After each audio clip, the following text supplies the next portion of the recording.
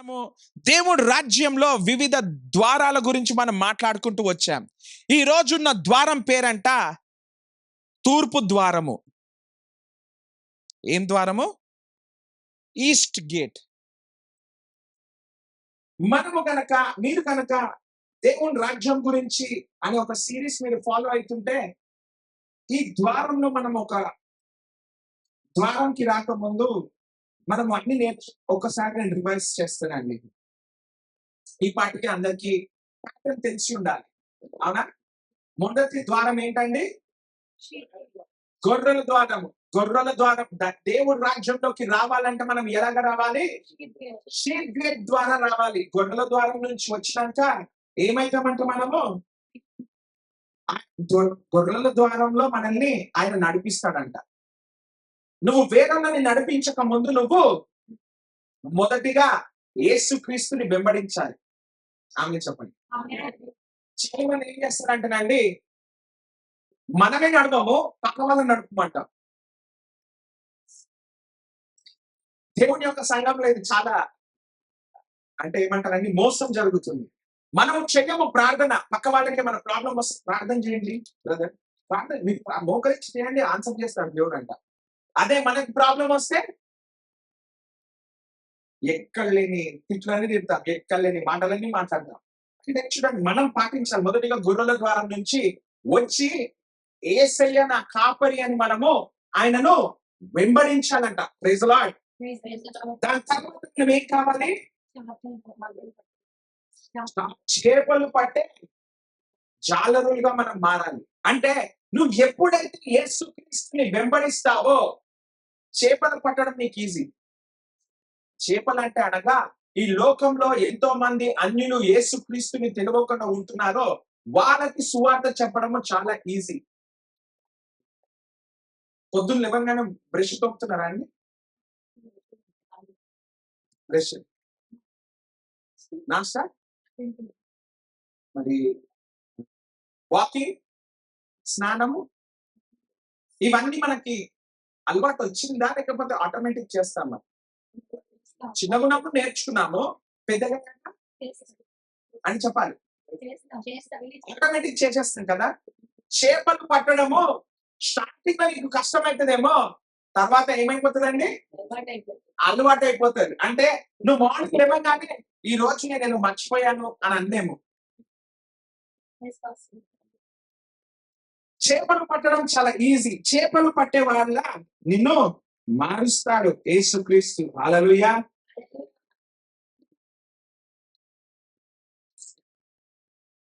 దాని తర్వాత అండి, మనము ఇంకా నూతనంగా వచ్చే వాళ్ళు అందరము ఎక్కడికి వస్తామంట? ఇంకొక ద్వారం పేరు ఏంటి? పాత గుమ్మం దగ్గరకు వచ్చి మనం ఏం నేర్చుకుంటాము? కాదు, పాత గుమ్మం దగ్గర రాగానే మనము మొదటిగా ఏది నేర్చుకోవాలో అవన్నీ నేర్చుకుంటాం. అంటే ఇవ్వటం నేర్చుకుంటాం, ప్రేమించటం నేర్చుకుంటాం, వాక్యంలో విశ్వాసం అంటే ఏంటో నేర్చుకుంటాం, విశ్వాసంలో నడవడం మనం నేర్చుకుంటాం. ఇవన్నీ ఎక్కడ నేర్చుకుంటామండి? పాత గుమ్మం దగ్గర. ప్రార్థన ఎలా చేయాలో నేర్చుకుంటాం, సాతాను ఎవరో నేర్చుకుంటాం. సాతాను తెలిస్తే వాడి ఓడిపోయాడని నీకు ముందే తెలుస్తుంది. లేదనుకోండి సాతాను దగ్గర మనం దెబ్బలు తింటూనే ఉంటాం. మీకు అర్థమవుతుందండి వాక్యము? Okay. Reestablishing the truth. Okay, దాని తర్వాత ఎక్కడికి వెళ్తామండి? లోయ ద్వారం. ఇంకా దాని పక్క ద్వారం ఏంటి? లోయ ద్వారం తర్వాత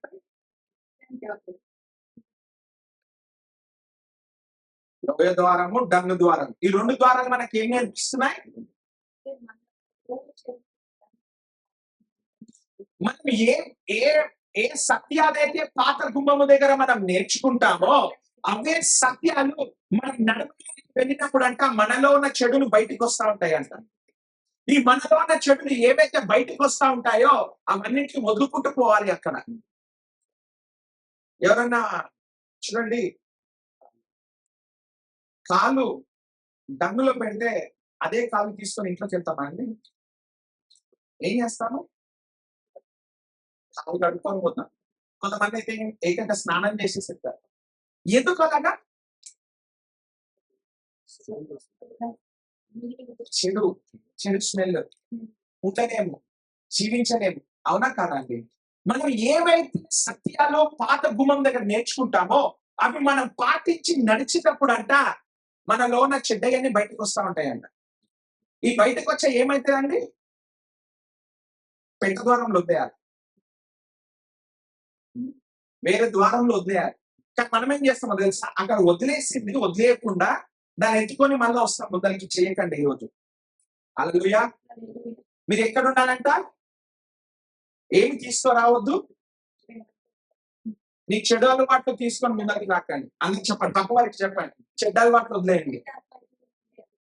చెడ్డ అలవాటు అంటే అందరూ ఏమనుకుంటారో తెలుసా? అన్ని తాగడము, పొగ తాగడము, మద్యం సేవించడం ఇవ్వనుకుంటాం. కాదు, చెడ్డ అలవాట్లు అంటే చెడు ఆలోచన చేయడం. నిత్యం కాకుండా ఇంకేమన్నా మాట్లాడితే అది కూడా చెడ్డ మాటలే. మీకు అర్థమవుతుంది లేదు? Praise the lord. ఓకే, అది అయిపోయిన తర్వాత ఎక్కడికి వస్తామంటే మనము ఫౌంటైన్ గేట్ దగ్గర మనం ఏం నేర్చుకుంటాము? Cleaning our cells. ఇంకా ఫౌంటైన్ ద్వారం దగ్గర ఏం నేర్చుకుంటాము? అందరూ మర్చిపోయారు. నీ లోన నుంచి ఊట బయలుదేరుతుందంట బయటికి. డ్రైనెస్ విరిగిపోతుంది. ఈ రోజు మీ జీవితాలలో ఉన్న ప్రతి ఒక్క డ్రైనెస్ ని యేసు నామంలో తొలగిస్తున్నాను. ఏమైనా అనొద్దు, ఐ రిసీవ్ ఇట్. ప్రాబ్లం ఏంటో తెలుసా అండి? మనకి ఎందుకు వస్తలేదంటే ఎందుకంటే నువ్వు రిసీవ్ చేసుకుంటున్నావు. ఆమేనంటే అర్థం ఏంటో తెలుసా? అవును గాక. నువ్వు రిసీవ్ చేసుకుంటేనే అవుతుంది. ఫస్ట్ ఐ రిసీవ్ ఇట్ అనాలా, తర్వాత ఆమేన్ అనాలి. నేర్పిస్తున్నాను, నేర్చుకోండి. చూడండి, ప్రవక్తల దగ్గర అంట మాటలు మాట్లాడేటప్పుడు ఐ రిసీవ్ ఇట్, ఆమేన్. నువ్వు ఆమేన్ అన్నావు అనుకో, అవ్వలేదు కదా? ఎందుకు అవ్వలేదు? యేసుక్రీస్తు దేవుడా అండి? నేను అడిగిన దానికి నాకు ఇయ్యలేదు కదా? ఈ క్వశ్చన్లు వస్తాయి. ఎందుకంటే నువ్వు మొదటిగా రిసీవ్ చేసుకోలేదు. ప్రాబ్లం ప్రవక్తలదో, ప్రాబ్లం సేవకులదో, ప్రాబ్లం దేవుడిదో కాదు. ప్రాబ్లం నాది. చెప్పండి అందరు, నాది. ఎందుకో ఇది తెలుసా అండి? మాటలు రిలీజ్ అయినప్పుడు పట్టుకోవడంలో ఆలస్యం చేస్తున్నాం. క్రికెట్ మ్యాచ్ చూస్తారండి ఎవరు ఎప్పుడన్నా? లేపి కొడతారు. నువ్వు రెడీగా ఉండి క్యాచ్ పట్టకపోతే ఏమవుతుంది? మిస్ అయినాక ఏం చేస్తావు?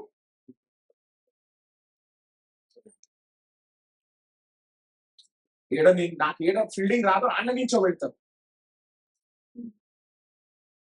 నీ నీ జీవితం అలా ఉండదండి. జీవితం నేను ఏడబడతానని నించోబెడతాను. నువ్వు క్యాచ్ పట్టుకోవడానికి సిద్ధంగా ఉండాలి. దేవుడు వాక్యము రిలీజ్ అవ్వగానే ఏం చేయాలి? చెప్పండి, అది నాది. పట్టేసుకోవాలి. చెప్పండి, పట్టేసుకోవాలి. The moment you grab it, the word is yours. Hallelujah. When you receive the word, the word is mine. ద్వితీయోపదేశ కాండం 29:29 ఏం సెలవిస్తుందండి? తీయండి, చదవండి. ద్వితీయోపదేశ కాండం Deuteronomy 29:29. నిన్న కూడా తీపించాను, ఇది ఈ రోజు కూడా తీపిస్తున్నాను.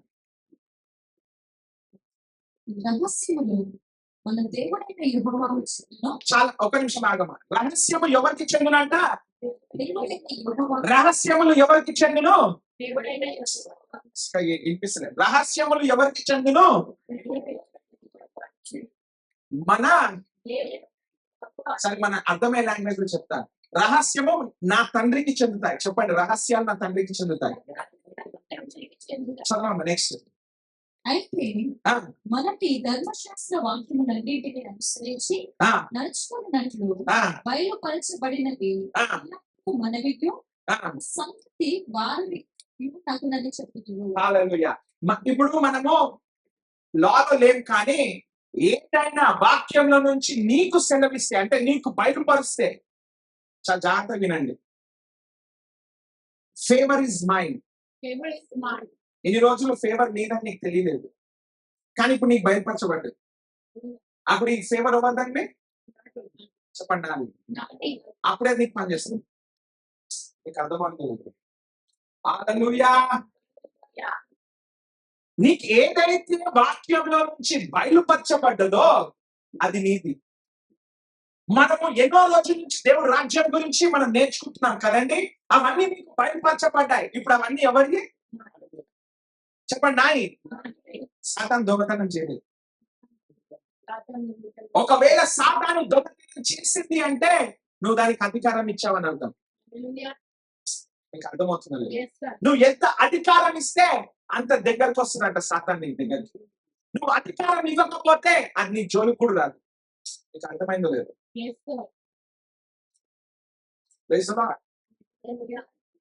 నెక్స్ట్ ఫౌంటైన్ గేట్ ఏం చేస్తుందో తెలుసా అండి?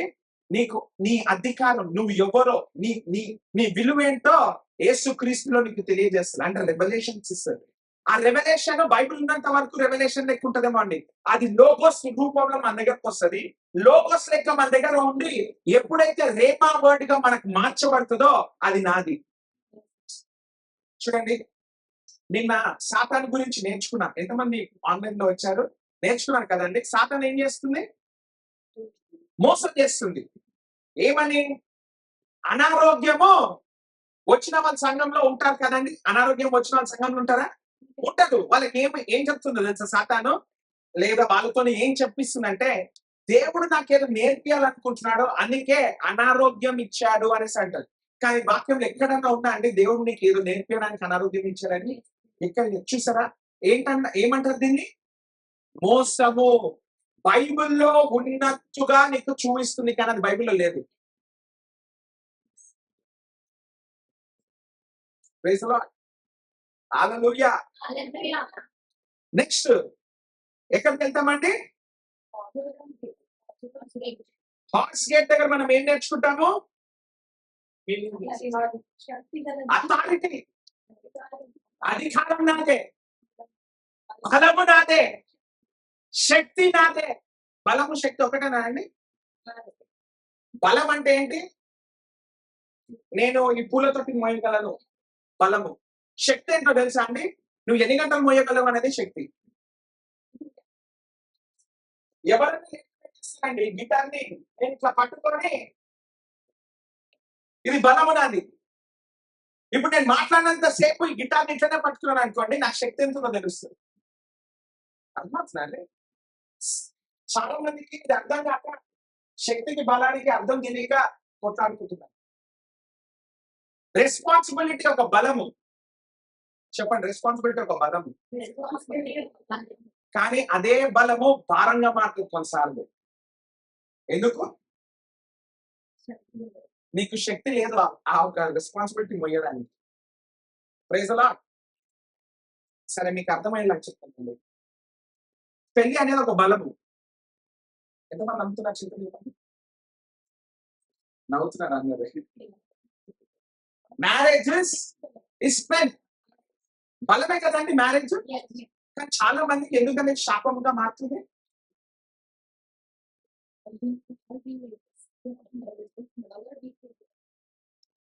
బలముతోటి మ్యారేజ్ లోకి వెళ్ళిపోతాం.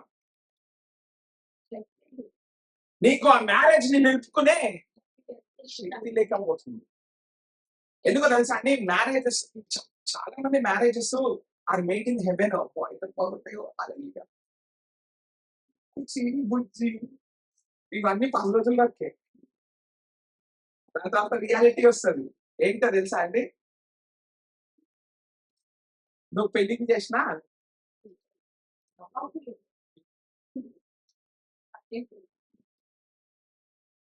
అప్పుడు కట్నం చదివించుకుంటాను. ఎంత కట్నం వచ్చింది? మొదటి నెల కట్టేస్తాం. ఎందుకు? కట్నాలు వచ్చింది. తర్వాత కూచి బుజ్జి కాస్త మాట్లాడక చేసేపు పీస్ ఆఫ్ మైండ్ ఉండాలి. ఎందుకు? మ్యారేజ్ బలం కాస్త ఏమైతే, ఎందుకంటే నీకు శక్తి లేదు. మ్యారేజ్ కావాలంటే రెడీ ఉండాలా కాదండి. మొదటిగా నీకు శక్తి ఉండాలి. ఎందుకంటే మ్యారేజ్ అయినాక రెస్పాన్సిబిలిటీస్ మోయాలి. మ్యారేజ్ అయినాక నువ్వు ప్రెగ్నెంట్ అవ్వాలి. మ్యారేజ్ అయినాక నీకు పిల్లల్ని మోయాలి. మ్యారేజ్ అయినాక నువ్వు ఫ్యామిలీని మోయాలి. మ్యారేజ్ అయినా నేను మోయేసారి నా వల్ల కాదు అంటే నువ్వు పెళ్లి చేసుకో. ఎందుకంటే నీ వల్ల ఒక కుటుంబం బాధపడుతుంది. నీ వల్ల వాళ్ళ కుటుంబంలో ఎంతమంది ఉంటే అంతమంది బాధపడతారు. You are not ready yet. చెప్పండి, నాకు శక్తి కావాలి. కేవలం మ్యారేజ్ కాదండి, నీ జీవితాన్ని నువ్వు నిలబెట్టుకోవాలంటే నీకు శక్తి కావాలి. ఎవడనే నిలబెట్టుకుంటాడు? ఒకరోజు ప్రార్థన చేయమని ఉడనే చేస్తాడు. అదే సంవత్సరం పొడుగుతారా అదే 3 గంటలు ప్రార్థన చేయమను ఏమైతుందండి?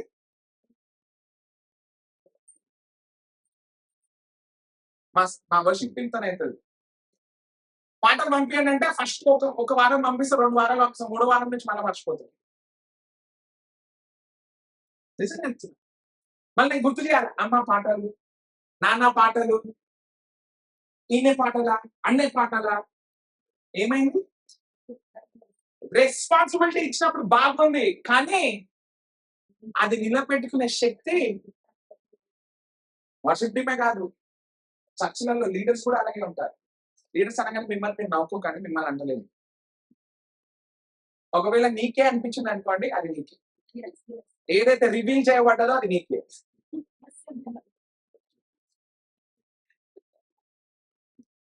Praise the Lord. తర్వాత ఏ గుమ్మం దగ్గరకు వస్తామండి? గుర్రం గుమ్మం దగ్గర నుంచి ఇంకొక గుమ్మం దగ్గరకు వస్తాం. మధ్యలో ఒక గుమ్మం మర్చిపోయింది, నీటి ద్వారం.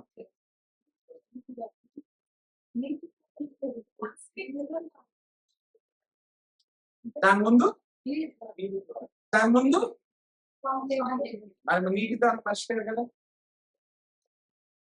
నీటి ద్వారం ఏంటో తెలుసా అండి? ఇచ్చిన రెవల్యూషన్ కి ఏం చేయాలి మీకు అర్థం కాలేదు కదా, నేను చెప్తా. ఇప్పుడు నీకు ఒకటి ఇవ్వబడ్డది, రెవల్యూషన్ వచ్చింది. ఈ రెవల్యూషన్ తో ఏం చేద్దాము? ఫర్ ఎగ్జాంపుల్, ప్రామిస్ వర్డ్ వచ్చింది. ఎంతమంది ప్రామిస్ వర్డ్ వచ్చిందండి? ఈరోజు స్టార్టింగ్ అందరూ మీకు మన సంఘంలో ఒక ప్రామిస్ వర్డ్ ఉంటుంది ఇప్పుడు, అవునా? ప్రామిస్ వర్డ్ వచ్చింది. ఆ ప్రామిస్ వర్డ్ నిజంగానే జీవిస్తున్నావా నువ్వు? ఒక రోజు జీవించి 2 రోజులు మానేసి, మళ్ళీ 3 రోజు జీవించి మళ్ళీ 1 నెల రోజులు మానేసి, ఎందుకు అలా అవుతుంది? ఎందుకంటే నీకు కంటిన్యూస్ ఫ్లో ఆఫ్ వాటర్ లేదు. ఎంతమందికి అర్థమవుతుంది? Praise the Lord. ఈ రోజు ఈస్ట్ గుమ్మం దగ్గరకు వచ్చాం, తూర్పు గుమ్మం. ఈ తూర్పు గుమ్మం కంట అండి ఒక ప్రత్యేకత ఉందండి. తూర్పు గుమ్మం గురించి నెహెమియా 3వ అధ్యాయం 29వ వచనంలో ఉంటుంది. తీయనవసరం లేదు. అక్కడ కూడా కొంతమంది పేర్లు చెప్పి వాళ్ళు ఏం చేస్తారంటే ఈ గుమ్మాన్ని చెప్పండి రిపేర్. ఈ రోజు నీ జీవితాన్ని రిపేర్ చేయాల్సింది నేనే, తర్వాత మీరే. చేసిన రిపేర్ అయినట్టుగా ఉంచుకోవాలి. అర్థమవుతుందా లేదా? చూడండి, అక్కడ గుమ్మాన్ని బాగు చేశారంట. ఒకసారి 3:29 చదవమా.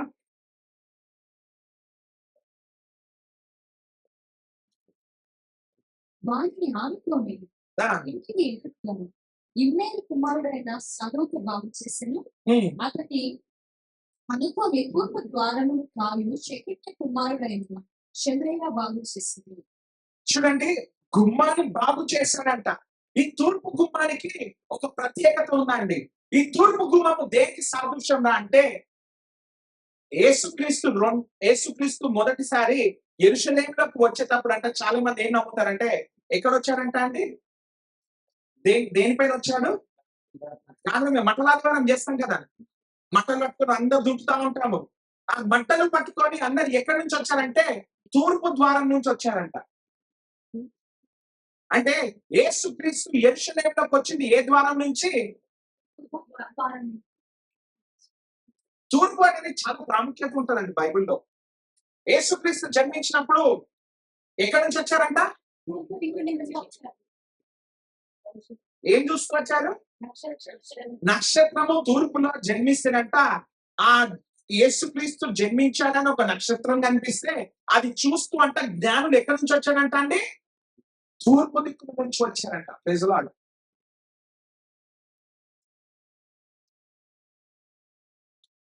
ఇంకోటి చూస్తున్నట్లయితే సన్ రైజెస్ ఫ్రమ్ ద, సూర్యుడు ఎక్కడి నుంచి ఉదయిస్తాడంట అండి?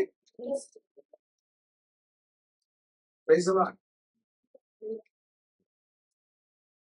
తూర్పు గుమ్మం అనేది చాలా ప్రాముఖ్యత అండి నీ జీవితంలో, నా జీవితంలో. చెప్పండి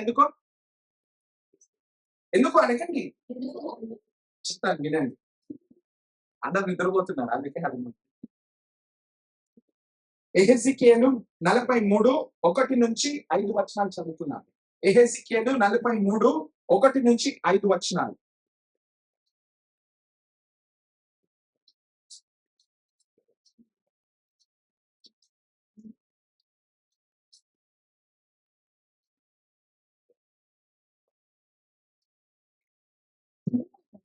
అతడు తూర్పు తట్టు చూసి గుమ్మమున తోడుకొనగా ఇశ్రాయేలుల దేవుని ప్రభావం తూర్పు దిక్కున కనబడెను.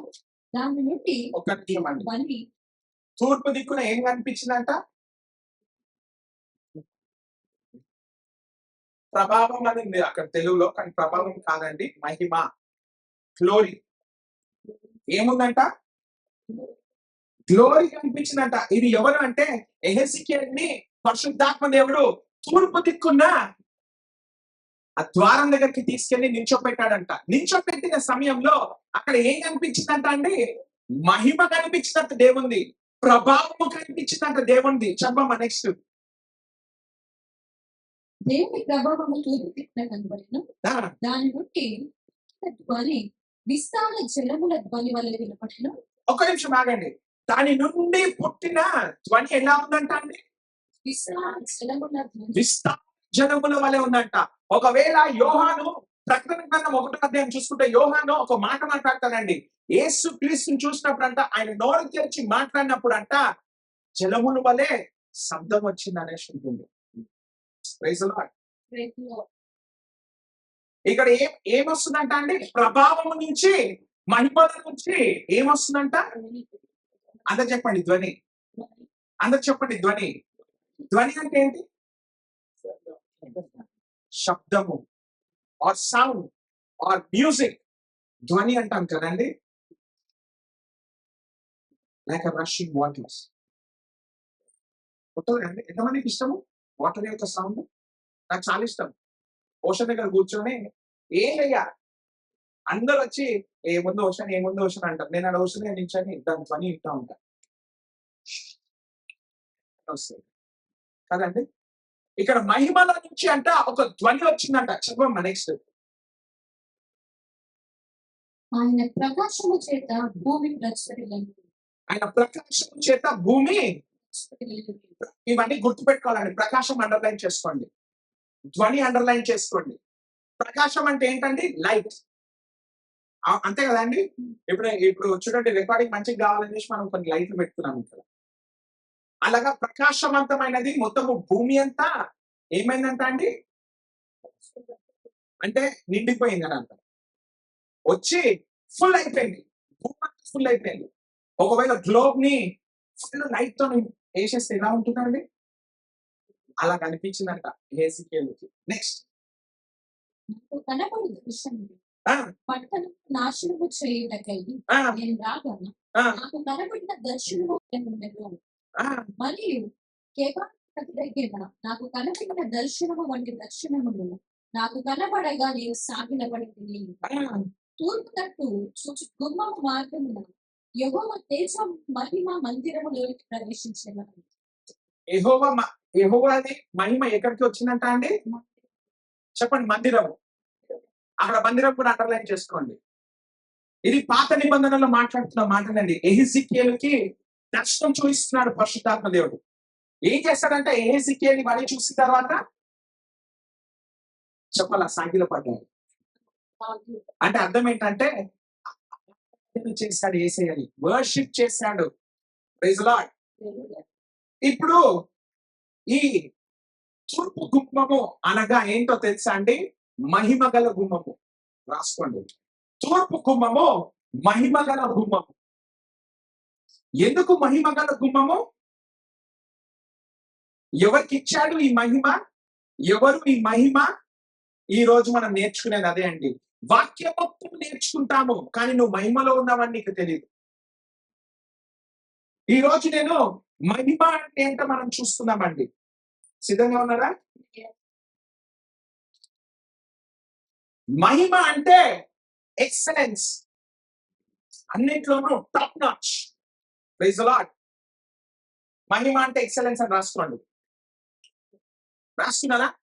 మహిమ అంటే ఏంటండి? ఎక్సలెన్స్ అంటే అర్థం ఏంటో తెలుసా అండి? నువ్వు చేసే ప్రతి పనిలో పర్ఫెక్ట్ గా ఉండడం, నువ్వు చేసే ప్రతి పనిలో ముందుగా ఉండటం, నువ్వు చేసే ప్రతి పనిలో నువ్వు నీకు మించి ఇంకో ఎవరు చేయలేరు. మీకు అర్థమవుతుందో లేదో? నువ్వు చదువుకుంటే నిన్ను మించి చదువు ఎవరు చదవలేరు. మీకు అర్థమవుతుందో లేదో? ఎక్సలెన్స్ అంటే ఏంటో తెలుసా అండి? తుడిచేటప్పుడు ఫ్లోర్, సంఘం తుడిచేటప్పుడు నాకన్నా బాగా ఎవరు తుడవలేరు అని అర్థం. కుర్చీ వేసేటప్పుడు నాకన్నా బాగా ఎవరు వేయలేరు. నువ్వు స్తుతించేటప్పుడు నీకన్నా బాగా ఎవరు స్తుతించలేరు యేసయ్యని. హల్లెలూయా. కానీ కొంతమంది స్తుతిస్తారండి. ఎలా నిల్చుంటారు? పాపం మిమ్మల్ని చూసి ఇక్కడ ఉన్న వర్షిప్ మినిస్టర్ ఏమంటారు? అందరు చేతులు పైకి లేపండి, అందరూ పాడదాము, చప్పట్లు కొట్టండి. అంటే ఏమైపోయిందంటే ఇవన్నీ మైక్ లో చెప్పాలి, అనౌన్స్ చేయాలి. మిగతా అనౌన్స్ చేస్తేనే చేస్తున్నారా? సంఘంలో మాట్లాడుతూనే ఉంటాం పక్కలతోటి, అనౌన్స్ చేస్తే మాట్లాడుతున్నామా? సంఘంలో గొనుగుతూనే ఉంటాం పక్కల మీద, అనౌన్స్ చేస్తేనే గొనుగుతున్నామా? మరి చప్పట్లు కొట్టండి అని ఎందుకు చెప్పాలి? దేవునికి స్తుతులు చెప్పండి అని ఎందుకు చెప్పాలి? పాస్టర్ మాట్లాడుతున్నాం మధ్యలో హల్లెలూయా చెప్పండి అంటే సంఘానికి పాస్టర్లు కూడా అలవాటు చేసేసారండి. వాళ్ళు హల్లెలూయా అనాలంటే నేను హల్లెలూయా అనాలా ఫస్ట్. హల్లెలూయా అంటే hallelujah, praise the lord, praise the lord, లేకపోతే అనాలి.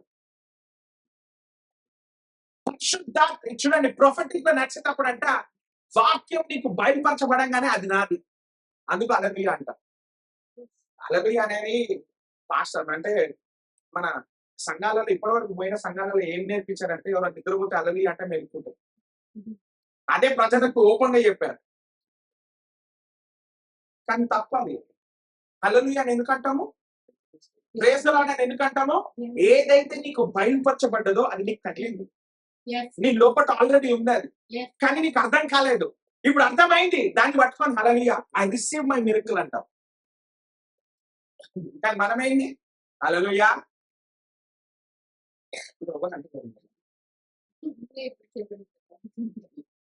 Praise the lord, praise the lord.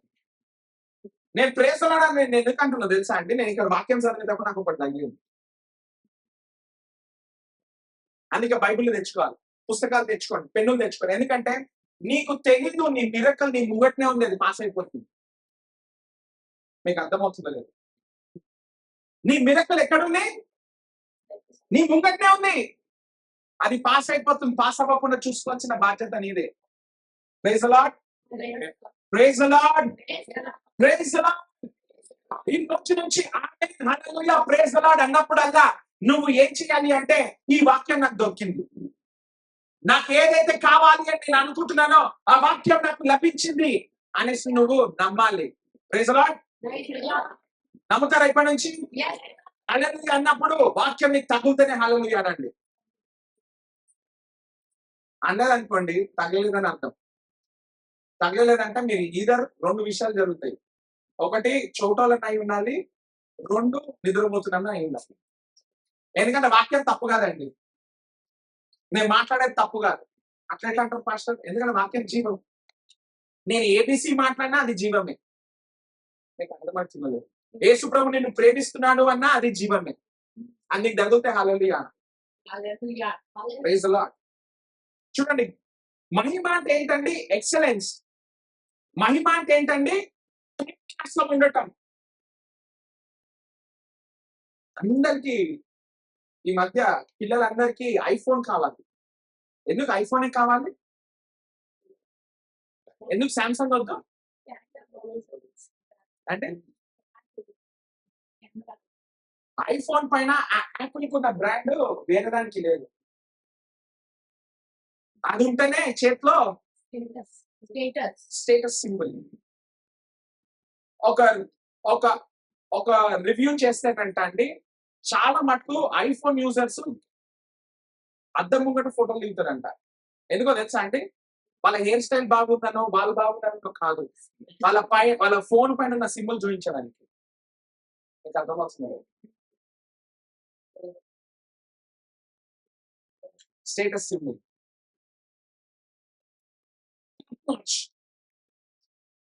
దానికన్నా మంచి కెమెరాలు దానికన్నా మంచి ఫోన్లు ఎన్నో ఉన్నాయి. అవన్నీ కాదు, నాకు అదే కావాలి. ఎందుకండి? అట్లా అసలు ఉంటే దానికి మించింది లేదు ఇక్కడ. అర్థమవుతుందా అండి? వీడు యేసుప్రభు దగ్గర పోయినప్పుడు యేసుప్రభు మన దగ్గర అదే కోరుకుంటాం. మనం మాట్లాడేటప్పుడు ఎట్లాంటి మాటలు రావాలా? నాదేముంది సార్, ఈయనే పుట్టిన, ఈయనే పెరిగిన, ఈయనే చేస్తా. ఈ టాప్ క్లాస్ మాటలా అండి?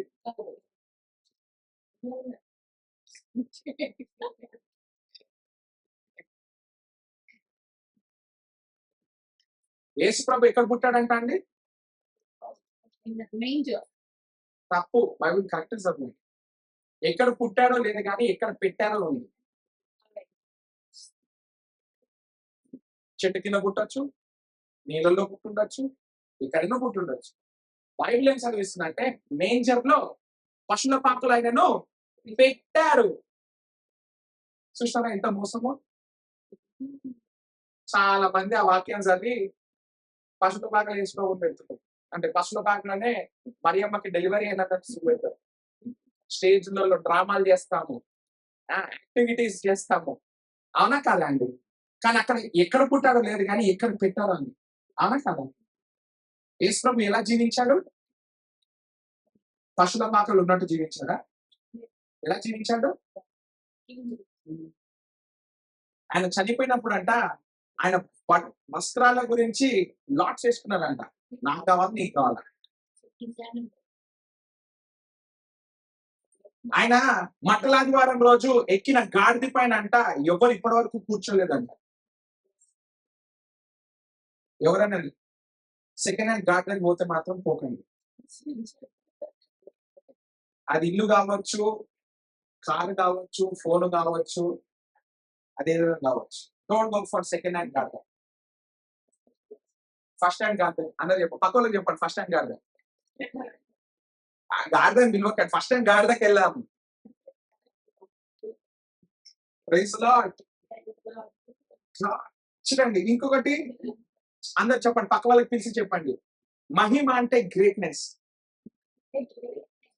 ఇంటి పక్క వాళ్ళకి చెప్పండి, మహిమ అంటే గ్రేట్నెస్. అంటే గ్రేట్నెస్ అంటే ఏంటండి? కొంతమంది ఉంటారండి, వేసుకున్న బట్టలను చూసి ఏమంటారు తెలుసా? వీళ్ళ దగ్గర డబ్బులకు కొదవలేదంట. ఆ వేసుకున్న పక్కన నిలిచి అడగని చెప్తారు. గొప్పతనం అనగా ఏంటంటే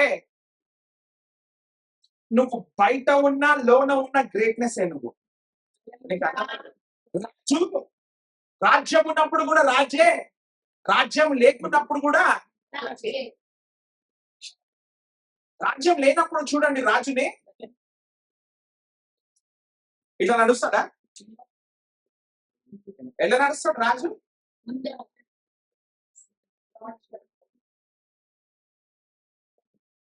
తల ఉంపడు.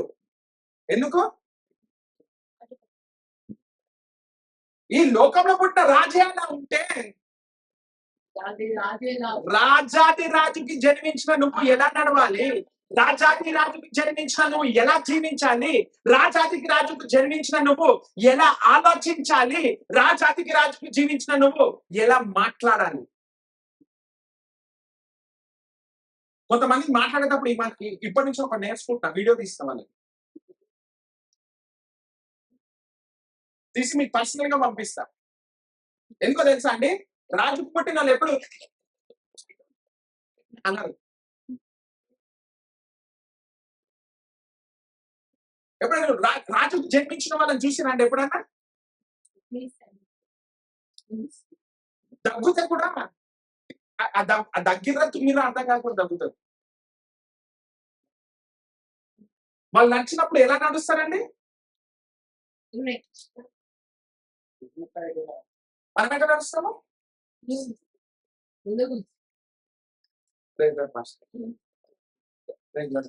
ఈ కాలు అటేటో పోతుంది, ఈ చెయ్యి అటేటో పోతుంది, తలకాయేమో చుట్టూరా దిగుతుంది. రాజు నడిచినప్పుడు అంట అండి ముంగట్నే చూస్తావు, పక్కన చూడాలి. నువ్వు రోజు ఏడ చూస్తున్నావు? క్రైస్తవులందరూ ఏడ చూస్తారో తెలుసా అండి? జీవితం ముందరికి వెళ్తుందంటే క్రైస్తవుల తలకాయ ఎప్పుడు ఎంచాలి?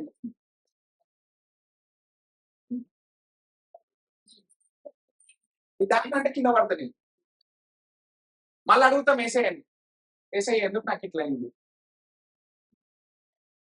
నీ జీవితం మార్చేశాను, నేను నిన్ను కుమారుడుగా పిలిచాను అంటే మనం ఏం చేస్తామంటే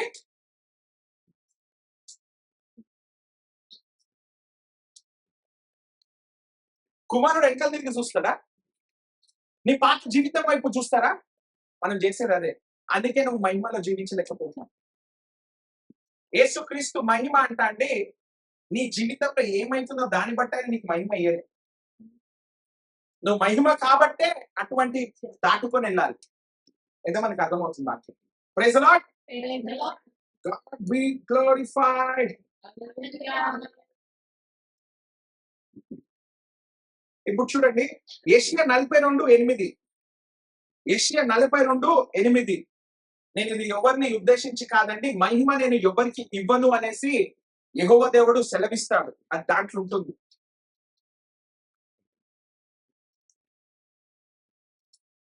ఐజాయా చాప్టర్ 42:8. యెహోవాను నేను యెహోవాను నేను అంటే ఏమంటున్నాడు తెలుసా అండి? నీ యొక్క దేవుడను నేనే. ఆ, ఇదే నా నామం. ఇదే నా నామము అంటే అర్థం ఏంటో తెలుసా? యేసు ప్రభువే నా నామము. మరి ఎవరికి మరి ఎవరికి నా మహిమ నేను ఇచ్చు వాడను కాను. ఏమంటున్నానండి? యెహోవా దేవుడు ఏమంటున్నాడు? నా మహిమను నేను ఎవరికి, చెప్పండి, ఎవరికి ఇవ్వను కాదు, ఇవ్వడానికి ఇష్టపడను. నేను ఎవ్వరికి ఇచ్చే వ్యక్తిని కాదు నా మహిమను. Praise the Lord. ఇప్పుడు నేను చెప్తున్నాను చూడండి, నువ్వు మహిమతో జీవించాలని నేను చెప్తున్నా, కానీ నీకు ఇవ్వబడ్డదా లేదా? కానీ ఇక్కడ వాక్యం ఏంటంటే నేను ఎవరికి ఇవ్వను అంటున్నాడు. ఈ రోజు మనం అదే జర్నీలో ఉంటున్నాం, మనం అదే నేర్చుకుంటున్నాం. ఆయన మహిమలో మనము ఉన్నాము. ఇక్కడ యెషయాలో అంటున్నాడు, నేనే యెహోవా దేవుణ్ణి, నా నామము ఇదే. నా నామం ఇదే అంటే మహిమ నేనే. నేను నా మహిమను వేరొకరికి ఇవ్వడానికి నేను ఇష్టపడను. మీకు అర్థమవుతుందా?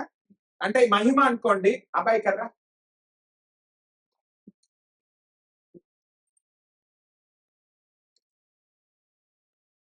నేను ఇష్టపడ్డాను కాబట్టి నేను ఏం చేస్తానండి? ఇష్టపడ్డా కాబట్టి అప్పుడప్పుడు ఐప్యాడ్ కూడా ఇస్తా. అది మొత్తానికి కాదు, మళ్ళీ ఇస్తా. ఆ రోజుకి వస్తుంది.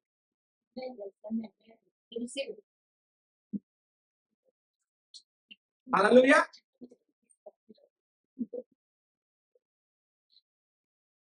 ఇష్టపడ్డాను కాబట్టే నేను ఇచ్చానండి. ఇక్కడ యేసుక్రీస్తు యెహోవా దేవుడు ఏమంటున్నాడంటే నేను ఇయ్యడానికి ఇష్టపడతాను.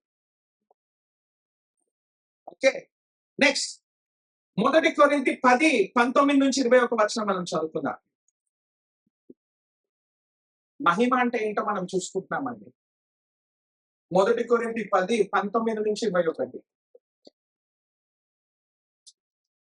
ఇక నేను చెప్పినదేమి, ఆ, విగ్రహాలు అర్పితములలో ఏమైనా ఉన్నదైనను, విగ్రహములలో ఏమైనా ఉన్నదైన శ్రద్ధన లేదు గాని అన్యజనులు అర్పించు బలులు దేవునికి కాదు, దెయ్యములకి అర్పించుచున్నారని చెప్పుచున్నారు. చాలా పౌలు భక్తుడు కొరింథీ సంఘానికి రాసుకుంటే ఏమని చెప్తున్నాడండి? విగ్రహారాధన మంచిది కాదు. విగ్రహారాధన అంటే చాలా మంది ఇండియాలో ఉన్నాం కాబట్టి చాలా మంది ఏమనుకుంటారు అంటే బయట వాళ్ళ గురించి మాట్లాడు. నేను బయట వాళ్ళ గురించి మాట్లాడుతాను. చాలా జాగ్రత్త వినండి. ఇక్కడ యేసుక్రీస్తు బొమ్మ పెట్టి అక్కడ నేను ఆరాధిస్తున్నానన్నా అది విగ్రహారాధన అవుతుంది. చాలా మంది నన్ను వచ్చి నీ సంఘంలో ఎందుకు సిలువ పెట్టావు వెనకాలని అడుగుతారు. సిలువ ఏమవుతుందండి? విగ్రహం విగ్రహం అవుతుంది. నేను విగ్రహారాధన చెయ్యను.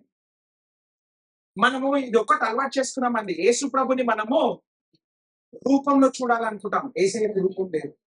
ఆయన రూపాన్ని చూపించాలంటే నిన్ను నువ్వు అద్దం ముందు నిల్చోబెట్టుకో. అదే రూపం. మీకు అర్థమైందో లేదు? ఎందుకు? నేను క్రీస్తుతో పాటు సిలువేయబడ్డాను. ఇక నేను కాదు కానీ క్రీస్తు నా యందుండి జీవిస్తున్నాడు. కాబట్టి నీకు క్రీస్తుని చూడాలని అంత ఆశగా ఉంటే పోయి నీ అద్దం ముందు నిల్చో. ఎవరు కనిపిస్తారు?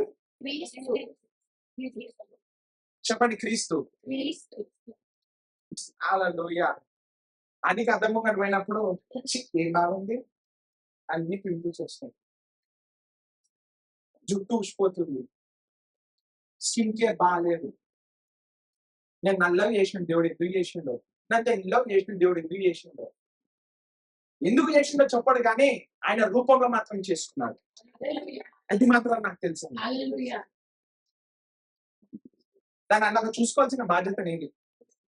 విగ్రహారాధన చేయొద్దంట. ఏమంటున్నాడు అక్కడ? ఆ విగ్రహారాధన చేస్తే ఎవరికి చేస్తున్నారు? దేనికంటే అండి? ఆ విగ్రహం వెనకాల ఉన్న దయ్యాలకండి. ఈ మధ్య నేను యూట్యూబ్ లో చూస్తున్నానండి, అందరూ డిబేట్లు పెడుతున్నారు. ప్రసాదం ఎందుకు తిన్నారు, ప్రసాదం ఎందుకు తినరు, ప్రసాదం ఎందుకు తినరు. అట్లాంటి వాళ్ళకి నేను మాట చెప్తున్నాను. ఎందుకు తినారో తెలుసా? అది దయ్యాలకు పెట్టింది కాబట్టి. ఇది నేను చెప్పిన మాటలు కాదండి, వాక్యంలో ఉంది. దేనికి పెట్టారంట? కొంతమంది సిలువ దగ్గర పోయి మొక్కి ప్రార్థన చేస్తారు, కొంతమంది సిలువ దగ్గర క్యాండిల్స్ పెడతారు, కొంతమంది ఇంకేదో. సిలువ దగ్గర మరణించాడు, అది ఒక స్టాప్ మాత్రమే. అది నీకు నీ జీవితానికి ఆరంభం. చెప్పండి, సిలువ నా జీవితానికి ఆరంభం, కానీ అక్కడనే ఉండిపోకూడదు. అర్థమవుతుందండి సంగమం? అర్థమవుతుందా? మన మన యేసుక్రీస్తు దేవుడు సిలువ పైన ఇంకా లేడు. దయచేసి అలాంటివి మన ఇంట్లో పెట్టుకొని ఉంటే మాత్రం తీసేయండి. అది మంచిది కాదు మనకి. ఎందుకంటే కొంతమంది ఇళ్లలో వెళ్ళినప్పుడు చూస్తానండి, వాళ్ళు భక్తి పరులే, మంచోళ్ళే, కానీ వాళ్ళకి తెలియదు, రెవల్యూషన్ లేదు.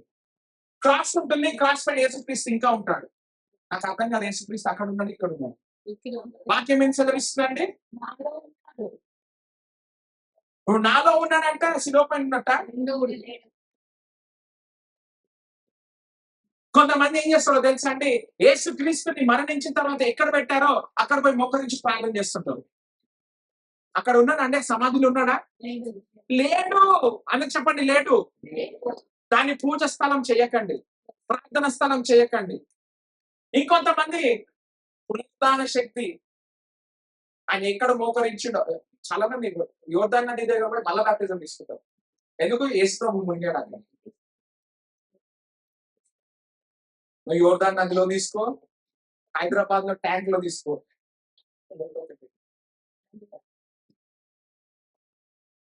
మనం మస్తులను పూజిస్తున్నాం, కానీ యేసుక్రీస్తు ఏమంటున్నాడండి? విగ్రహారాధన చేయ. కొరింథీ సంఘం కూడా విశ్వాసంలో ఎంతో గొప్పదంట అండి. మన లెక్క అందరు మనుషులే దాంట్లో కూడా, కానీ వాళ్ళకున్న చెడ్డ అలవాటు ఏంటంటే విగ్రహారాధన చేస్తున్నారంట సంఘంలో. పాస్టర్ కి రెస్పెక్ట్ ఇవ్వాలి, పాస్టర్ ని పూజించదు. వ్యత్యాసం ఉంది. చిన్న లైన్ ఉంది అక్కడ మధ్యలో. ప్రవక్తకు రెస్పెక్ట్ ఇవ్వాలి. అందరూ చెప్పండి, ప్రవక్తకు రెస్పెక్ట్ ఇవ్వాలి, కానీ ప్రవక్తను పూజ చేయాలి. వెళ్ళి ప్రార్థన చేయించుకో, రెస్పెక్ట్ తోటి ఉండు, మోకరించి ప్రార్థన చేయించుకో, మంచిదే. కానీ నువ్వే దేవుడవి, నువ్వు పెడితేనే అవుతుంది అనేది తప్పు. నువ్వు ఆ మాటను, ప్రవక్త నువ్వు మాటను నా జీవితంలో జరుగుతుందను, నువ్వు ఆయన మాట్లాడే మాటలు ఏంటో తెలుసు. ప్రవక్త ఆయన నోట్లకని ఆయనకి ఇష్టం వచ్చిన మాటలు మాట్లాడాడు, దేవుడు వాక్యమే మాట్లాడాడు. నువ్వు ప్రవక్తలోనే కాదండి, నీలో కూడా అదే శక్తి ఉంది. అందుకే గ్రేట్నెస్ మాటలు మాట్లాడాలి. చెప్పండి, I'm a king, I walk like a king, I think like a king, I eat like a king. ఈ రోజు నేను చక్కగా తినండి. జోబులో నీ దగ్గర రూపాయి లేదేమో ఎప్పుడు, రాజు దగ్గర కూడా రూపాయి ఉండదండి. మీకు అర్థమైంది? రాజు దగ్గర రూపాయి ఉంటుంది జోబులో, రాజు దగ్గర 15,000 ఉండవు జోబులో, రాజు దగ్గర 1,00,000 రూపాయలు ఉండవు జోబులో.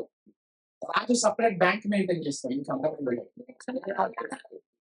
రాజుకి సపరేట్ గా ట్రెజరర్ ఉంటాడు, వెనకాల పెట్టి పట్టుకొని తిరుగుతుంటాడు. రాజు ఈయనకు ఒక 10,000 ఇవ్వగానే 10,000 తీసిస్తాడు. రాజు జోబులో డబ్బులు ఉన్నామని గుర్తుపెట్టుకో. నీ జోబులో డబ్బులు లేకపోతే నేను రాజు కానండి, నీ జోబులో డబ్బులు ఉన్నా నేను రాజానండి. మీకు అర్థమవుతుంది? చూడండి, నిన్ను నువ్వు ఎలా చూసుకుంటావో ఇంపార్టెంట్. సాతాన్ అంటే నీ జోబులో డబ్బులు లేవు, హాలిడేకి మనాలి పోతా అంటున్నావు అంటే నేను రాజుని. హల్లెలూయా. చాలా మంది సాక్ష్యాలు చెప్పేటప్పుడు నేను ఒకటి అబ్జర్వ్ చేస్తానండి. నేను ఎక్స్పెక్ట్ చేయలేదు దేవుడు చేస్తాడని, కానీ చేశాడు. Praise the Lord. దేవుడు నీ పైన కృప చూపెట్టాడు కాబట్టి చేశాడండి. నెక్స్ట్ టైం ఎక్స్పెక్ట్ చేయకపోతే అది జరగదు. జాగ్రత్త. మీకు అర్థం కలదు కదా, నేను అర్థం చేస్తాను. మనం ప్రార్థన చేస్తాం. ఏమని, ఎందుకు ప్రార్థన చేస్తాము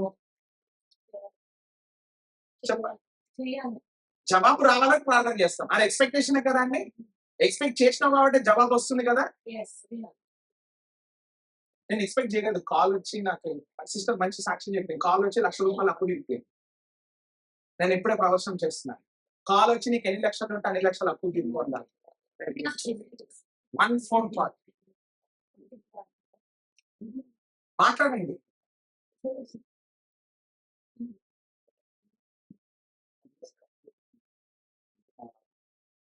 మన ఎలక్షన్స్ టైంలో మేము వస్తే గనక ఫార్మర్స్ కి ఇచ్చే డబ్బులు నేను మాఫీ చేస్తా అంటే అందరు ఫార్మర్స్ ఏం చేస్తారండి? ఎవరు అయితే ఆ మాట చెప్పారో వాళ్ళకి వేసారు. మాఫీ కొంతమంది అయినా కొంతమంది కాదు. అయినోళ్ళ సంగతి ఏంటో తెలుసా అండి? దాంట్లో నాకు తెలిసిన ఒక వ్యక్తి ఉండే. అయిపోతుంది నాకు, ఫర్ షూర్ అయిపోతుంది. నిజంగానే అయిపోయినాయి ఆయనకి. ఇప్పుడు నీకు దానికన్నా గొప్ప వాగ్దానం దేవుడు ఇచ్చాడు. అది మాట్లాడు. మనం అది చెయ్యము. టైంకి సినిమాలకు పోతాము, టైంకి పాటలు పెట్టుకుంటాము, టైంకి డాన్స్లు ఆడతాము, టైంకి విగ్రహాల దగ్గర యేసుక్రీస్తు నాకు చెయ్యాలని కోరుకుంటాం. తప్పండి. ఎందుకు తప్పు అంటున్నా అంటే వాక్యంలో సెలవిస్తున్నాడు. నువ్వు సిలువ దగ్గర పెట్టింది తిన్నా కూడా అది విగ్రహార్థం. నువ్వు యేసు ప్రభు దేవుడు ముంగట బొమ్మ ముంగట అసలు యేసు ప్రభు అట్లా ఉంటాడని ఎవరు చెప్పింది? ఫస్ట్ హిస్టరీ చెప్పింది. హిస్టరీలో చూశాడు.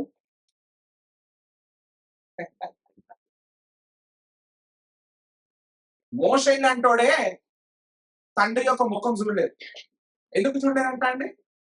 మోషే లాంటోడు ప్రార్థన చేశాడు. నేను నీ ముఖం చూడాలనుకుంటున్నాను తండ్రి అంటే, నువ్వు నా ముఖం చూస్తే తట్టుకోలేవు, చనిపోతావు అన్నాడు. కానీ నీకు నేను నా ఈపు చూపిస్తా అన్నాడు. అది యేసుప్రభు మంచోడండి. మనం దేని పట్టుకొని విగ్రహార్థం చేస్తాం, అవన్నింటినీ తీసేసాం. వాక్యాన్ని కూడా అండి, ఒరిజినల్ బైబిల్ ఇప్పటికి ఎక్కడ లేదు. ఎక్కడ ఉందో కూడా తెలియదు మరి. ఎందుకంటే బైబిల్ని మనము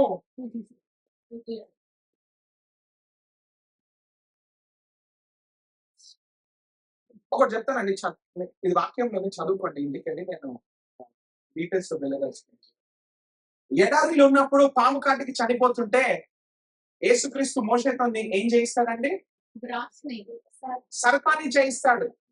అది ఎవరికైతే పాము కుడితే ఆ సర్పాన్ని చూస్తే ఆయనలో ఉన్న విషం వెళ్ళిపోతుంది, చనిపోడు అని చెప్తారంట అండి. మొదటి రాజులు చూసుకుంటారు తెలుసా అండి, ఎడారిలో చేసిన సర్పాన్ని ఇంకా తీసుకొచ్చి దానికి ఒక గుడి కట్టి దాన్ని పూజిస్తున్నారు. ఎవరో కాదు, దేవుడు ఎవరినైతే వీళ్ళు నా ప్రజలు అని చెప్పుకున్నారో వాళ్ళు పూజిస్తున్నారంట. ఆఖరికి యెహోవా దేవుడు ఒక చిన్న పిల్లోని లేపాల్సి వచ్చింది ఆ గుడిని ధ్వంసం చేయడానికి. మీకు అర్థమవుతుందో లేదు? ఇది రాజుల్లో ఉంది, చదువుకోండి వెళ్ళి. ఏమంటున్నాడు? నా మహిమను నేను ఇయ్యడం ఇష్టపడతలేదు. నువ్వు పోయి మొక్కుతున్నావు కదా, నేను ఇచ్చేవాడు. మీకు అర్థమవుతుంది? మహిమ ఎవరికి చెందాలంట అండి? అందుకే యేసుక్రీస్తు యోహాను సువార్త 14వ అధ్యాయంలో మాట్లాడుతూ ఏమన్నాడండి? నువ్వు నా నామంలో ఏది అడిగినా పరలోకంలో తండ్రి మహిమపరచబడ్డానికి నేను నీకు చేస్తాను అన్నాడు. నీకు అర్థమైందా? నీకు కారు ఇచ్చింది ఎందుకో తెలుసా అండి? యెహోవా దేవుడు మహిమపరచబడ్డానికి నువ్వు కారు తిరుగుతున్నావు. ఈ రోజు నువ్వు సంపూర్ణమైన హెల్త్ లో ఎందుకున్నావో తెలుసా? యెహోవా దేవుడు పరలోకంలో మహిమపరచబడ్డానికి నువ్వు ఈ రోజు సంతుష్టిగా ఉన్నావు. హల్లెలూయా. వాక్యం ఏం సెలవిస్తుంది? రోమా 3:23 చాలా ఫేమస్. రోమా 3:23 ఏముంటుందండి? అందరూ పాపము చేసి ఇంగ్లీష్ లో చెప్తున్నా, తెలుగులో చదవండి. ఏ భేదము లేదు, ఏ భేదము లేదు, పాపము చేసి అందరూ పాపము చేసి దేవుడు అనుగ్రహించిన మహిమను దేవుడు అనుగ్రహించు మహిమను పొందలేకపోతున్నారు. పొందలేకపోతున్నారు. కానీ ఎహెజ్కేలులో ఏమంటున్నానండి, అక్కడ మందిరంలో ఏమొచ్చిందంట? మహిమ వచ్చిందంట. ఇది పాత నిబంధన. నూతన నిబంధనకు వచ్చేసరికి పౌలు భక్తుడు రాస్తూ ఏమన్నాడండి, కొరింథీ సంఘానికి రాస్తూ, నీకు తెలియదా నువ్వు పరిశుద్ధాత్మ యొక్క ఆలయమైన మందిరమైన ఒకటే. ఎహెజ్కేలు ఏం చూశాడంటే, మహిమ మందిరంలో రావటం చూశాడు, అలాగే వచ్చింది. కానీ ఈ రోజున ఆ మందిరం ఎవరై ఉన్నారండి చెప్పండి? నేను. ఇప్పుడు ఎహెజ్కేలు చూసిన ఆ ఒక విజన్ ఏంటంటే మహిమతో నింపబడడం. కానీ ఇక్కడ ఏమని చెప్తున్నాడు? అందరూ, ఏ భేదం లేదు, అందరూ పాపం చేసి దేవుడు అనుగ్రహించు మహిమను పొందుకోలేకపోయారు అన్నాడు. అవునా కాదా? కానీ ఎందరైతే యేసు క్రీస్తు నిజమైన దేవుడు, ఆయన తప్ప ఇంకా ఎవ్వరు నాకు దేవుడు కాదు అని నమ్మిన వాళ్ళకు మాత్రము మహిమ ఇచ్చాడంట. Praise the lord. మనం చూస్తున్నాము యోహాను సువార్త 17వ అధ్యాయము 24 నుంచి 26 వచనం మనం చదువుకున్నామండి. యోహాను సువార్త 17వ అధ్యాయము, John chapter 17 verses 24 to 26. తండ్రి, నేను ఎక్కడ ఉండును, అక్కడ నీవు నాకు అనుగ్రహించిన వారును నాతో ఉండవలెనని. చాలమ్మా. తండ్రి ఏమనుందండి అక్కడ? తండ్రి నేను ఎక్కడైతే ఉన్నానో, యేసుక్రీస్తు ఎక్కడున్నాడండి?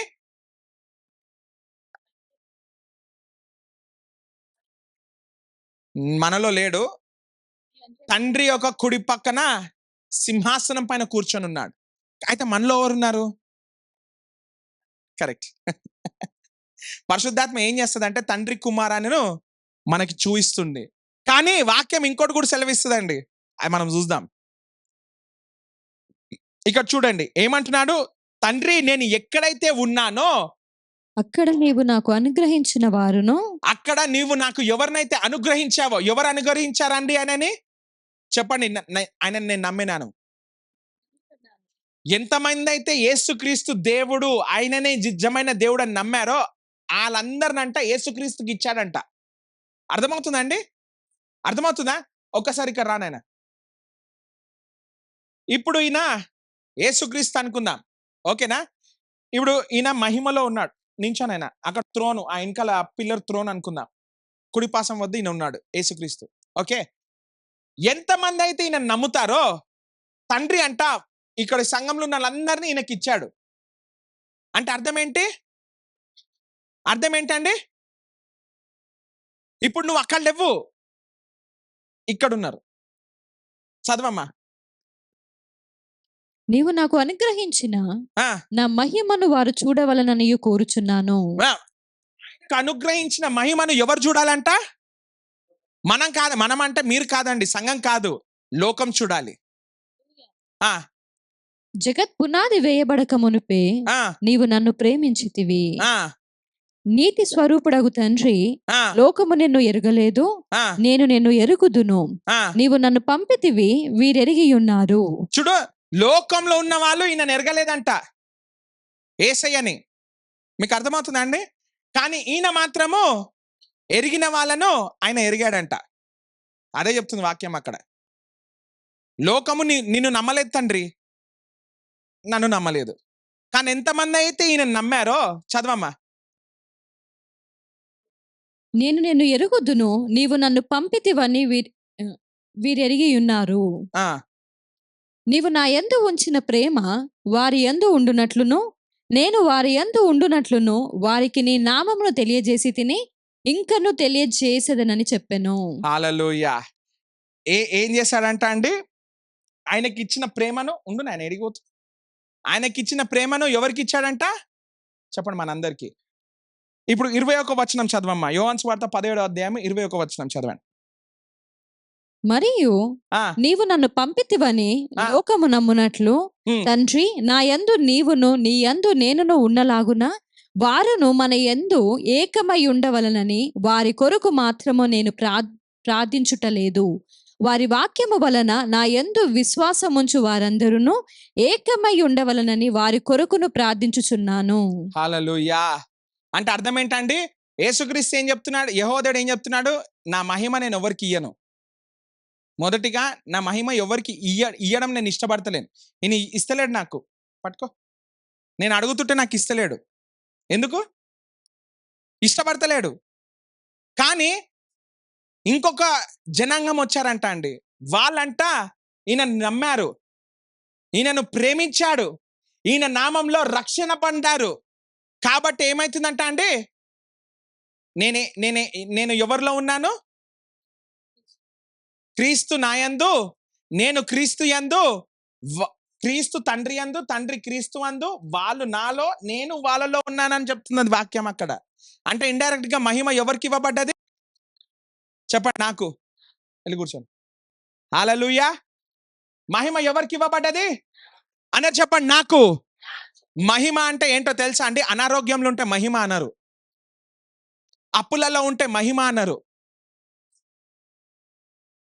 నెక్స్ట్ తిండి లేదు నాకు ఎక్కడికైనా వస్తుంది అంటే మహిమ అనరు దాన్ని. నిన్ను దాంట్లోకి బయటికి తీసుకొచ్చేస్తాడు. యెహోవా నా కాపరి, నాకేం లేదు, ఐ రిసీవ్ ఇట్. లేమి లేదు, కరువు లేదు, అనారోగ్యం లేదు, అప్పులు లేవు. నేను ఒకటి చెప్పాలండి, ఈ మాటలు ఎవరైతే చెప్తున్నారో లాస్ట్కి ఆ రిసీవ్ ఇట్ అనే ఏమైనా అనాలా. వినే వాళ్ళకి రాదండి. మీకు అర్థమవుతుందో లేదో? ఓకే, ఏం లేదు, అప్పు లేదు, ఏం లేదు, లేమి లేదు, ఇంకేం లేదు, అనారోగ్యం లేదు, ఇంకేం లేదు, సమస్యలు లేవు, ఇంకేం లేవు, అశాంతి లేదు, ఇంకేం లేవు, అసమాధానం లేదు, ఇంకేమి లేవు. చూసారా అండి? ఏమి లేవు. మర్చిపోయారు నీ దగ్గర ఏం లేవని కూడా.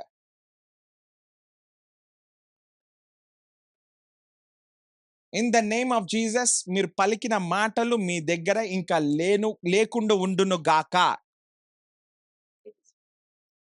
నీకేముంది చెప్పండి? మొదటిగా మహిమ ఉంది, డివైన్ హెల్త్ ఉంది, డివైన్ వెల్త్ ఉంది, డివైన్ అధికారం ఉంది. ఇన్ జీసస్ నేమ్ అది మీకు ఇవ్వబడును గాక.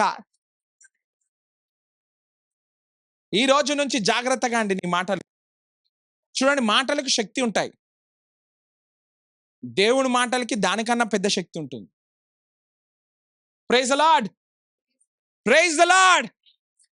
ఈ రోజు నుంచి నీకు లేమిగా నేను చెప్తున్నాను. చూడండి, నేను ఇది చేశాను మీకు చేయమని చెప్తున్నాను, నేను చెయ్యంది మీకు చెప్పను.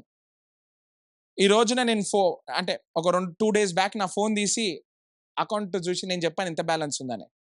In the name of Jesus bank balance full అన్న. ఆ ఫుల్ ఎక్కడి వరకు ఉంటుంది? Praise the Lord. నీ ఇమాజినేషన్ ఎంత దూరం వరకు వెళ్తుందో అంతవరకు ఉంటుందండి. ఈరోజు వచ్చేటప్పుడు ఒక కార్ కనబడ్డది నాకు. మిషన్ స్ట్రిప్స్కి వెళ్ళాలంటే పెద్ద కార్ కావాలి కదండి, ఎక్కువ మందిని తీసుకుపోవడానికి. కార్ కనబడితే ఇట్లనే చూసా, ఎవరితో నేను మాట్లాడలేదు, కానీ నా చూపులో నాకు తెలిసిపోయింది in the name of Jesus ఆ కార్ నాది అని. I mean you need to talk. యేసుక్రీస్తు మాట్లాడినాకనే ప్రార్థన చేసిన తర్వాత మాట్లాడితేనే అద్భుతాలు జరిగాయి. ఈ రోజు నువ్వు ప్రార్థన చేసిన తర్వాత ఏం మాట్లాడుతున్నావు? సంఘం అయిపోయిన తర్వాత ఏం మాట్లాడుతున్నావు? ప్రార్థనలు అయిపోయిన తర్వాత ఏం మాట్లాడుతున్నావు? చాలా ఇంపార్టెంట్ అండి మన జీవితంలో. ప్రార్థన అంతా చేస్తామా? అందరు రండి, పిల్లలు రండి, కూర్చొని ప్రార్థన చేద్దాం. యేసు నామంలో తండ్రి, మాకు ఎన్నైతే సరుకులు కావాలో అవన్నీ ఇచ్చేసినందుకే స్తోత్రాలు. మా బ్యాంక్ అకౌంట్లో తండ్రి అన్ని ఫుల్ చేసినందుకే స్తోత్రాలు. మా పిల్లల ఫీజులు కట్టేసినందుకే స్తోత్రాలు. యేసు నామంలో రిగా దానమాసా అంటాం. నువ్వు ప్రార్థనలో ఏం మాట్లాడినావు? సమృద్ధి మాట్లాడావు. నువ్వు బయటకు వచ్చినాక ఏం మాట్లాడాలి? పిల్లల స్కూల్ ఫీజులు కట్టాలి. డబ్బులు లేవు, డబ్బులు లేవు, డబ్బులు లేవు, డబ్బులు లేవు, ఎవరిని అడగాలి, డబ్బులు లేవు, డబ్బులు లేవు. నీ కన్ఫెషన్ ఏంటి? డబ్బులు లేవు. పాస్టర్ దగ్గరికి వచ్చి ప్రార్థన చేసుకోడు. పాస్టర్ గారు ప్రార్థన చేయండి, నువ్వు ప్రార్థన చేస్తే అన్నీ అవుతాయండి. మేము ప్రార్థన చేస్తే అవుతుందండి ఖచ్చితంగా, కానీ ఆ అవ్వకుండా ఆపేది మీ నోరులే. కానీ నేను అడుగుతున్నాను నా యేసయ్యని, నన్ను ఎంత ఆత్మీయకంగా ఎంత పైకి తీసుకెళ్తావంటే నాకు నీ విశ్వాసంతో పని ఉండొద్దు. నీకు అర్థమవుతుందో లేదో? మీకు ఒకటి చూపించాలా అండి? సిద్ధంగా ఉన్నారా? నేను ఒక వచనం చూపించాలా? మహిమలో ఉన్న వాళ్ళు ఎలా జీవిస్తారు అనేసి. రెడీగా ఉన్నారా? చెప్పండి, రెడీగా ఉన్నారా? నేను సిద్ధమే అనండి. నేను సిద్ధమే. సిద్ధంగా ఉన్నారా? సిద్ధంగా ఉన్నారా? సిద్ధంగా ఉన్నారా? మత్తయి సువార్త 10వ అధ్యాయం 1వ వచనం, మహిమలో ఉన్న వాళ్ళు ఇదే మాట్లాడాలి. ఇలాగే మాట్లాడతారు కూడా. మత్తయి 10:1, మత్తయి సువార్త 10వ అధ్యాయం 1వ వచనం, Saint Matthew gospel chapter 10 verse 1. ఆయన తన 12 మంది శిష్యులను పిలిచి, ఇప్పుడు ఆ 12 మంది శిష్యుల దగ్గర మన పేర్లు పెట్టుకుందాం. పిలిచి అపవిత్ర ఆత్మలను వెళ్ళగొట్టుటకును, ఆ ప్రతి విధమైన రోగములను, ఆ ప్రతి విధమైన వ్యాధిని స్వస్థపరచుటకును ఆ వారికి అధికారం ఇచ్చెను. హల్లెలూయా, హల్లెలూయా. హల్లెలూయా. ఎవరు ఎక్సైటెడ్ లేరు? I receive it lord, I receive it lord. ఎగ్రహసే మతనాస్ ఎవ్రహోసక. మహిమలో ఉన్నవాడు ఎలా జీవిస్తాడంట అండి? అపవిత్రములను చూడండి, వెళ్ళగొట్టు. యేసుక్రీస్తు అంట అలా శిష్యులను పక్కకు పిలిచాన్నాడంట, నీకు అధికారం ఇస్తున్నాను. నాకు అధికారం ఇవ్వబడ్డది. చెప్పండి, ఎట్లా మాట్లాడుతున్నారు అంటే నాకు అధికారం ఇచ్చినందుకు బాధపడుతున్నారు మీరు. చెప్పండి, అధికారం ఇవ్వబడ్డది.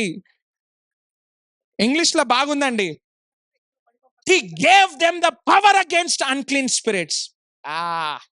Against the unclean spirits. చాలా మందికి ఏం కావాలి తెలుసా? నా కొరకు పనిచేసే శక్తి కావాలంటారు. కాదు, నీకు శక్తి ఇచ్చాడు దేనికో తెలుసా అండి? అపవిత్ర ఆత్మలను ఎదుర్కోవడానికి. ఎంతమందికి అర్థమవుతుంది? అపవిత్ర ఆత్మ అంటే ఏంటో తెలుసా అండి? లేమి. అపవిత్ర ఆత్మ అంటే ఏంటో తెలుసా అండి? నీకు వచ్చే పర్సిక్యూషన్. అపవిత్ర ఆత్మ అంటే ఏంటో తెలుసా అండి? నీ శాలరీని దొంగతనం చేసేవాళ్ళు. అపవిత్ర ఆత్మ అంటే ఏంటో తెలుసా అండి? నీకు బిజినెస్ లేకుండా చేసేవాళ్ళు. అపవిత్ర ఆత్మ అంటే ఏంటో తెలుసా అండి?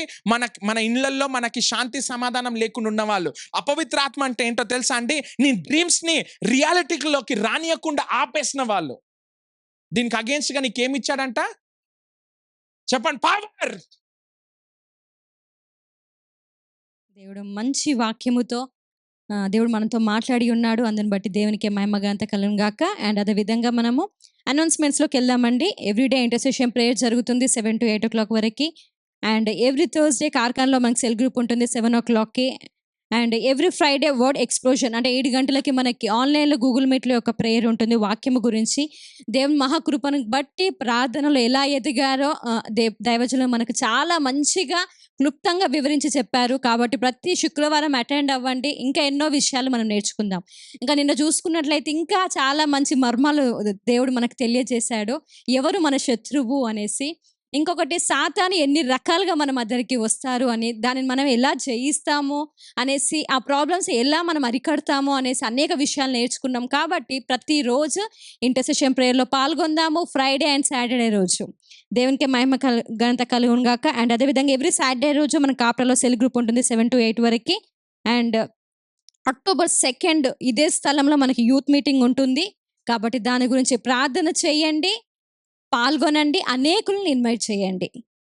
October 2 రోజు ఈవినింగ్ రోజు మనకి నిర్మల్ నగర్లో సెల్ గ్రూప్ ఉంటుంది. వాటి గురించి కూడా ప్రార్థన చేయవలసిందిగా కోరుతున్నాము. నెక్స్ట్ వీక్ సర్వీసెస్ అండి. తెలుగు సర్వీస్ వచ్చేసి మార్నింగ్ 10:30కి ఉంటుంది. అండ్ హిందీ సర్వీస్ వచ్చేసి 6:30కి ఉంటుంది. ఇంగ్లీష్ సర్వీస్ వచ్చేసి November 1st వీక్లో స్టార్ట్ అవుతుంది 8 to 9:45 వరకు. కాబట్టి ఇంగ్లీష్ సర్వీస్ గురించి ప్రార్థన చేయండి. అనేకులని మనం దేవుని యొక్క సన్నిధులు నడిపిద్దాము. ఈ యొక్క అనౌన్స్మెంట్స్ అన్నిటిని దేవుడు దీవించి ఆశీర్వదించును గాక. మనం ఎండింగ్ ప్రేయర్ చేసుకుందాం. ప్రార్థన చేసుకుందాం. మహోన్నతుడే, నీకే స్తోత్రం తండ్రి. మాకు ఇచ్చిన ఈ సమయం కొరకే స్తోత్రాలు చెల్లిస్తున్నాము. మరి యేసయ్య, మరి ఈ రోజు జరుగుతున్న తండ్రి బాప్తిజం కొరకు మేము ప్రార్థన చేస్తున్నాము. ఆ సిస్టర్ని బ్లెస్ చేయండి. మరి బహుబలంగా నూతన జీవితంలోకి తనతో పాటు మీరు కూడా వస్తూ తండ్రి గొప్పగా ఆశీర్వాదాలు మాత్రమే వస్తాయని మేము ప్రార్థన చేస్తున్నాం. వాక్యం నేర్చుకున్న ప్రతి ఒక్కరు తండ్రి మరవకుండా నాయన బయటికి వెళ్ళినప్పుడు మాకు అధికారం ఇవ్వబడ్డది, అన్నిటిపైన అధికారం ఇవ్వబడ్డదని మేము మర్చిపోకుండా ప్రతిదీ మాట్లాడుతూ గెలుచుకుంటూ తండ్రి సాక్ష్యాలతోటి మేము ఇక్కడికి వస్తామని నమ్ముతూ యేసయ్య నామంలో అడిగి వేడుకుంటున్నాం తండ్రి. ఆమేన్, ఆమేన్.